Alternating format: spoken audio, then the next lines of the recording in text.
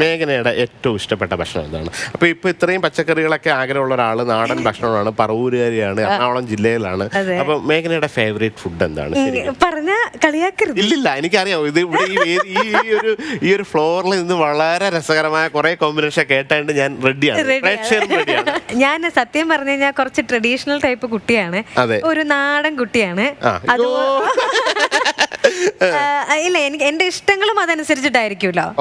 അപ്പം ഏറ്റവും ഇഷ്ടമുള്ള ഭക്ഷണം എന്ന് പറയുന്നത് എനിക്ക് പഴഞ്ചോറ് ഭയങ്കര ഇഷ്ടമാണ്. അയ്യോ, അതിനാണ് ഇത്രയും വരെ പറഞ്ഞത്. എല്ലാവർക്കും ഇഷ്ടമുള്ള ചിലർക്ക് ഇപ്പൊ വിചാരിക്കും ഞാനിങ്ങനെ ഒരു വലിയ താരമൊക്കെ ആയതുകൊണ്ട് ഇനി പഴഞ്ചോറ് പറഞ്ഞാൽ അതാണ് ഇത്രയും മുഖവര. പഴഞ്ചോറ് ഭയങ്കര ഇഷ്ടമുള്ള സംഭവമാണ്. പക്ഷെ കുറെ പേര് പറഞ്ഞ് പഴഞ്ചോറ് കഴിച്ചു കഴിഞ്ഞാൽ തടി വെക്കും എന്ന് പറഞ്ഞു. ഇനി തടി വെച്ച് കഴിഞ്ഞാൽ ശരിയാകത്തില്ല എന്ന് പറഞ്ഞുകൊണ്ട് ഞാനിപ്പോ പഴഞ്ചോറൊക്കെ അവോയ്ഡ് ചെയ്ത് വെച്ചിരിക്കുന്നു. എന്നും പറഞ്ഞ് വല്ലപ്പോഴൊക്കെ ഞാൻ കഴിക്കണം, വല്ലപ്പോഴെങ്കിലും എനിക്ക് കഴിക്കണം. പഴഞ്ചോറിന്റെ എന്താണ് കോമ്പിനേഷൻ? അത് നമ്മുടെ ചോറില് മറ്റേ വെള്ളമൊഴിച്ച് വെച്ച ചോറായിരിക്കുമല്ലോ, അതില് കുറച്ച് തൈര് ഇടുക, എന്നിട്ട് കുറച്ച് പച്ചമുളക് ഞെരടി ഞെരടി ഞെരടി അങ്ങനെ, പിന്നെ കുറച്ച് ഉള്ളി, ചെറിയ ഉള്ളി, പിന്നെ നമ്മുടെ കടുമാങ്ങച്ചാറില്ലേ അതും കുറച്ചിങ്ങനെ ഞെരടി ഞെരടി അതും ഇടുക. എന്നിട്ട് അതിന്റെ സൈഡില് ഒരു ഉണക്കമീൻ, എന്നിട്ട് ഒരു ഉരുള ഒരു കടി, ഒരു ഉരുള അടിപൊളിയായിരിക്കും. പിന്നെ എനിക്ക് ബിരിയാണി ഇഷ്ടമാണ് കേട്ടോ. ഈ പഴഞ്ചോറ് ഞാൻ ഒരു ടിപ്സ് കൂടെ പറഞ്ഞുതരാം. ഈ പറഞ്ഞത് തന്നെ സംഭവമാണ്, പക്ഷെ ഇനി നെക്സ്റ്റ് ടൈം പഴഞ്ചോറ് ഇനിയിപ്പോൾ എല്ലാ ദിവസവും കഴിക്കരുത്, വല്ലപ്പോഴും കഴിക്കുമ്പോൾ പഴഞ്ചോറ് നാളെ കഴിക്കണമെന്ന് താല്പര്യമുണ്ട്. ഇന്നത്തെ രാത്രിയിലെ ചോറാണല്ലോ നമ്മൾ ഉപയോഗിക്കുക. അപ്പൊ ഈ ചോറിനകത്ത് തലേ ദിവസം രാത്രി തന്നെ ഒന്നുകിൽ പച്ചമുളക് അല്ലെങ്കിൽ കാന്താരി മുളകും ചെറിയ ഉള്ളിയും കല്ലുപ്പാണ് ഇതിനൊരിക്കലും മറ്റ് പൊടി ഉപ്പിടാതിരിക്കുക.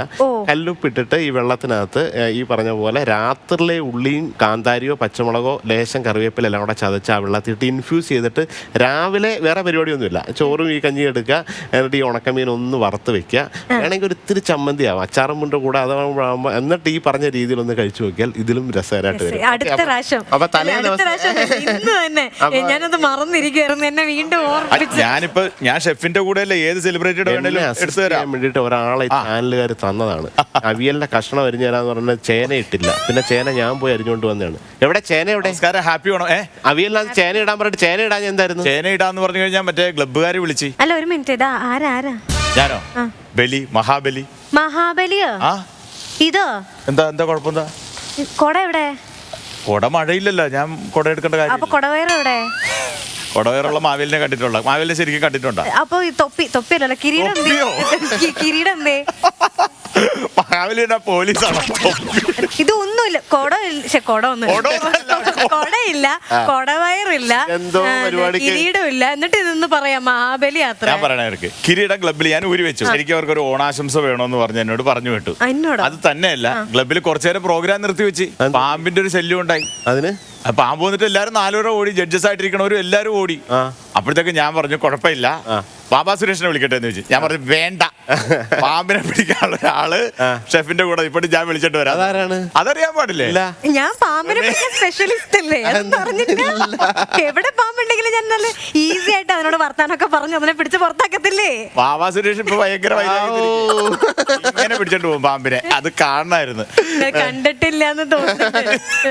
ഷെഫ് അത് കണ്ടിട്ടുണ്ട്, എന്തിനാ അത് പറയണമെന്ന് വെച്ച് പറയാത്തത് വിചാരിച്ചിട്ട്. അത് കാണാത്ത ആരാ ഉള്ളേ ഈ പാമ്പിനെ പെടുന്നത്? എനിക്ക് എന്റെ ഈ ക്ലബിന് വേണ്ടിട്ട് ഒരു ആശംസ പറഞ്ഞു. ഹലോ, ഇതെന്റെ ഗസ്റ്റ് ആയിട്ട് ഇവിടെ വന്ന് ഇവിടെ ഗസ്റ്റുമായിട്ട് എനിക്ക് സംസാരിക്കുന്നതിനിടെ നിങ്ങൾ ക്ലബിന്റെ എന്തോ വേണമെന്ന് പറഞ്ഞ ഒരു ആശംസ ഷെഫിന്റെ വേണം. അത് ഇത് കഴിഞ്ഞിട്ട് ഞാൻ തന്നത് തന്നെ.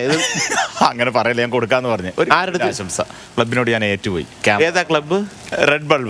ക്ലബിന്റെ പേര് റെഡ് ബൾബ്. റെഡ് ബൾബ് എവിടെ? അവരുടെ ക്ലബിന്റെ പേര് ഞാൻ ഇട്ടതല്ലോ. എന്താ പറയണ്ടെന്താ? അത് പ്രസിഡന്റിന്റെ സ്വന്തം ആളാണ്, കൃഷ്ണമൂർത്തിയുടെ മൂത്ത മകൻ, പ്രസിഡന്റ് ആയിട്ടുള്ള റെഡ് ബൾബ് ക്ലബിന് എന്റെ ഹൃദയം നിറഞ്ഞ ഓണാശംസ.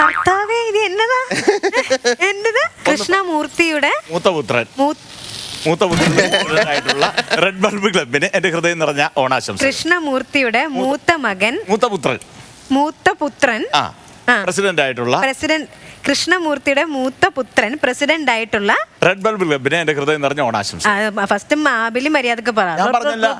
കൃഷ്ണമൂർത്തിയുടെ മൂത്തപുത്രൻ പ്രസിഡന്റ് ആയിട്ടുള്ള റെഡ് ബൾബ് ക്ലബിന് എന്റെ ഹൃദയം നിറഞ്ഞ ഓണാശംസകൾ. ഓക്കെ, നമസ്കാരം. ഞാൻ അമൃതാജ്ഞ, അല്ല മേഘന അമൃതം കൂടെ കയറി വന്ന സമ്മതിക്കല്ലോ. പെട്ടെന്ന്. നമസ്കാരം, ഞാൻ നിങ്ങളുടെ സ്വന്തം മേഘ്ന.